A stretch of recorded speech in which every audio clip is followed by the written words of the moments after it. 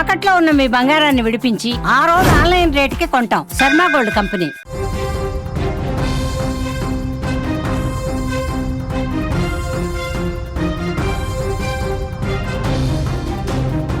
నైజీరియాలో భారీ వర్షాలు వరదలు బీభత్సం సృష్టిస్తున్నాయి. గురువారం నుంచి ఎడతెరిపి లేకుండా కురుస్తున్నాయి. నైజర్ రాష్ట్రంలోని నైజర్ నది ఒడ్డున ఉన్న మోక్వా పట్టణంతో పాటుగా చుట్టుపక్కల ప్రాంతాల్లో కుండపోత వర్షాలు కురుస్తున్నాయి. దీనికి తోడు ఓ భారీ డ్యామ్ కుప్పకూలడంతో పెను ఉపద్రవం ముంచుకొచ్చింది. నిగర్ నది ఉప్పొంగి ప్రవహిస్తోంది. దీంతో పరిస్థితి మరింత దారుణంగా తయారైంది. భారీగా వరద ప్రవాహానికి మోక్వా పట్టణం నీటిలో మునిగిపోయింది. 3,000కు పైగా ఇళ్ళు నీటిలో తేలియాడుతున్నాయి. వాహనాలు కొట్టుకుపోయాయి. ఇప్పటివరకు 115 మంది చనిపోయినట్టుగా సమాచారం. వేలాది మంది వరదల్లో గల్లంతయ్యారు. దీంతో మృతుల సంఖ్య భారీగా పెరిగే అవకాశం ఉంది.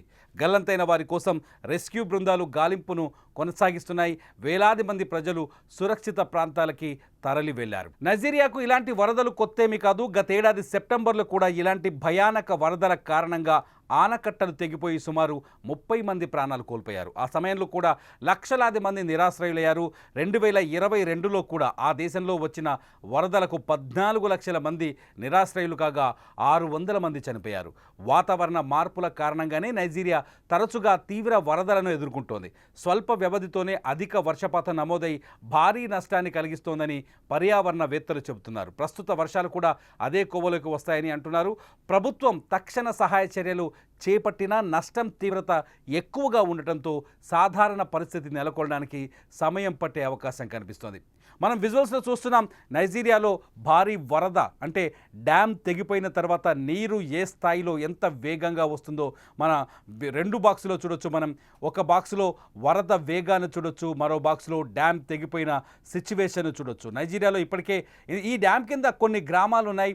దాదాపు మొక్వా లాంటి పట్టణాలు ఉన్నాయి. మొక్వా పట్టణం పూర్తిగా నీటిలో కొట్టుకుపోయింది. అక్కడ వాహనాలన్నీ నీళ్ళలో తేలిపోయాయి. కొంతవరకు కొన్ని జనాన్ని కూడా చూడొచ్చు. అక్కడ నీటి సముద్రం ఒక రోడ్డు పైన నీరు పొంగి పొర్లుతుంటే అవతలి పక్క నిలబడ్డ జనాన్ని చూడొచ్చు. వీళ్ళంతా ఇప్పుడు ఇల్లు కోల్పోయి నిరాశ్రయులు కనిపిస్తున్నారు. నైజీరియాలో ప్రకృతి ప్రళయ తాండవం చేస్తుందనడానికి ఈ విజువల్సే ప్రత్యక్ష ఉదాహరణ.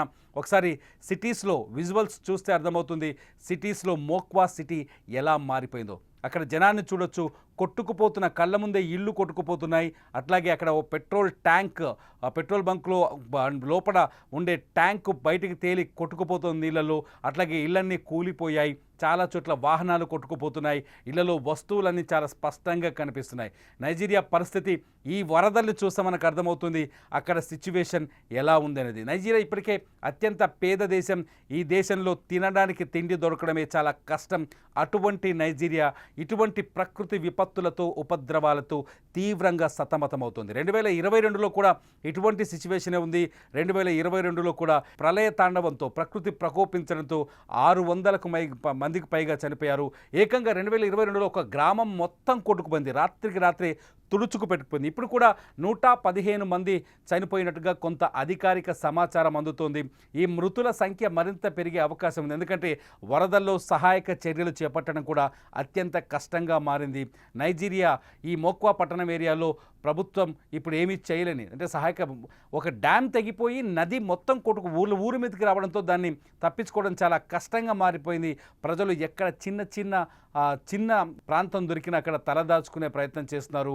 వేలాది మంది ఇప్పటికే నిరాశ్రయులయ్యారు. ఇంకా ఎంతమంది చనిపోతారో, ఎన్ని మృతదేహాలు దొరుకుతాయో అంతు చిక్కని పరిస్థితి కనిపిస్తుంది. నైజీరియా పూర్తి కన్నీటి సంద్రమైపోయింది. నైజీరియా జల విలయంతో అల్లాడిపోతుంది.